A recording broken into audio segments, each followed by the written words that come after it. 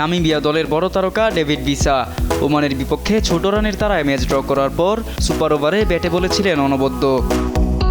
Super ওভারে ব্যাটিংয়ে নেমে প্রথম 4 বলে ভিসা করেন 13 রান। এরপর জেরার্ড ইরাসমাস টানা 2 বাউন্ডারি হাঁকালে ওমানের লক্ষ্য দাঁড়ায় 22 রান। বোলিংয়ে এসে ভিসা প্রথম 5 বলে 4 রান খরচে নেন 1 উইকেট। সুপার ওভারে মাত্র 10 রান দিয়ে দলের জয়ের নায়ক বনে যান ভিসা।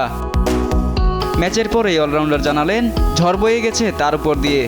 আজ রাতে আমার বয়স কয়েক বছর বেড়ে গেছে। জানি না আমার মধ্যে আর কতটুকু ক্রিকেট আছে। এই ধরনের ম্যাচ আপনাকে শেষ করে দিবে। সুপার ওভারের আগে আমি জানতাম না যে আমাকে ঠিক কি করতে হবে। 20 ওভারে 110 রান তাড়া করতে না পারার নেপথ্যে ছিল বেশ ধীরগতির উইকেট।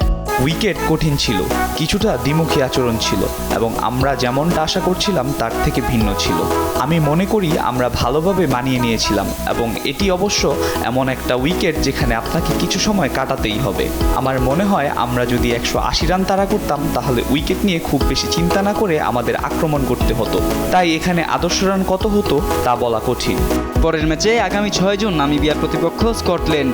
বিশ্বকাপে দুর্দান্ত একটা সূচনা পাওয়ার পর বেশ আত্মবিশ্বাস নিয়েই মাঠে নামবেন ইরাসমাস ভিসারা। শাহাদাত কিফাত, স্পোর্টস ডেস্ক, দেশ টিভি।